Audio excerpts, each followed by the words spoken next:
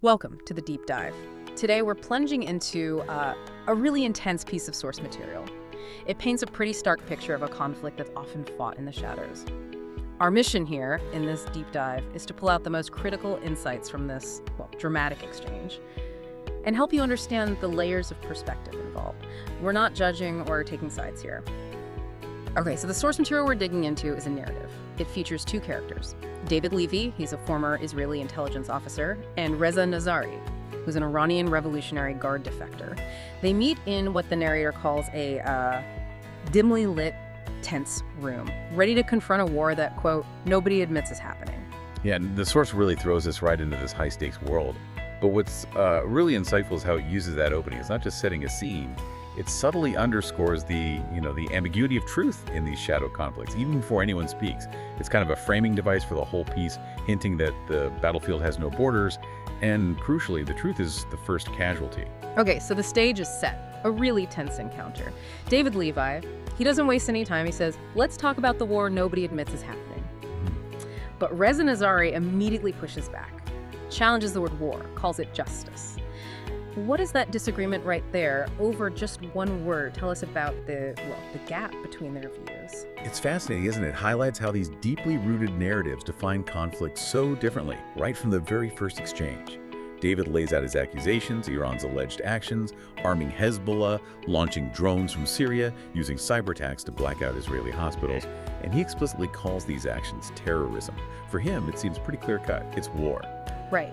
And Reza's counter is just as sharp. He accuses Israel of basically inventing terrorism. He brings up specific events, the 81 Iraq reactor incident, Israel bombing that Iraqi reactor, and the 2020 assassination of Mossad, Iran's top nuclear scientist, plus general sabotage claims. He frames everything Iran does as a response to these things, these perceived aggressions. You can really feel the weight of that history in their words. Absolutely.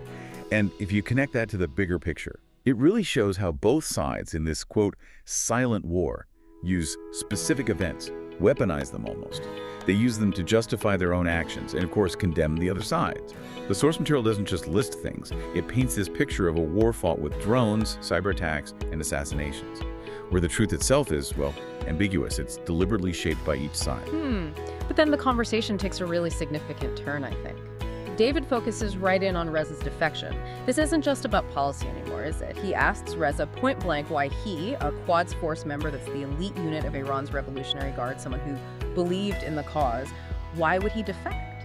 For me, that's where it shifts. It becomes intensely personal. Totally agree.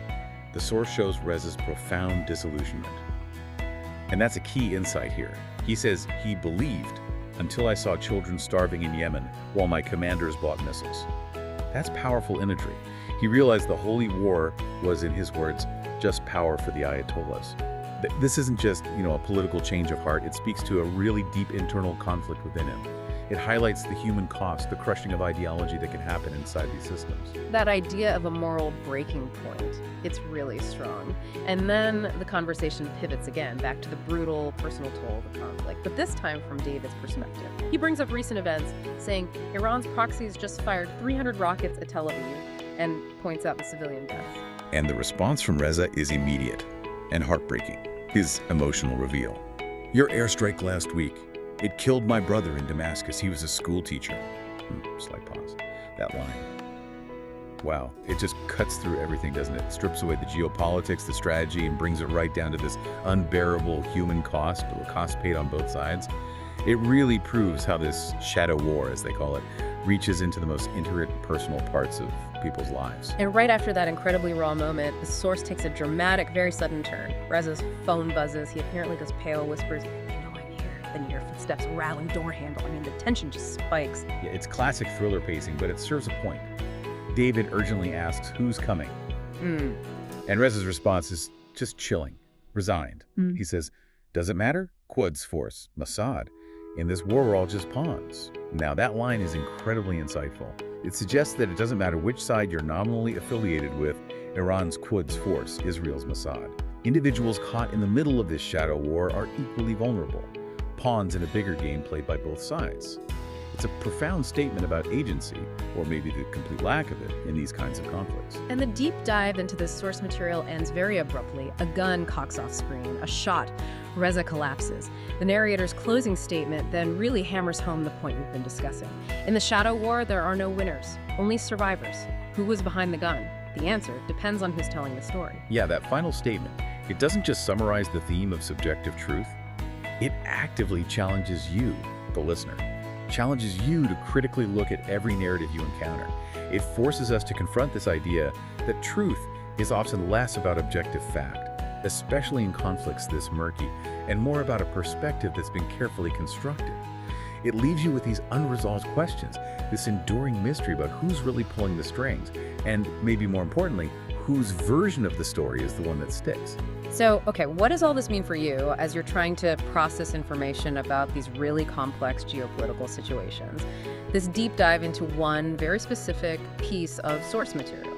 It doesn't just lay out a conflict. It's almost like a masterclass in how narratives get built, how truth is, well, negotiated, and how personal tragedy can be both exploited and completely overlooked in the grander scheme of things. Exactly. What this deep dive really reveals, I think, is how in these silent wars, the actual narrative, the ground truth, is often deliberately fogged up.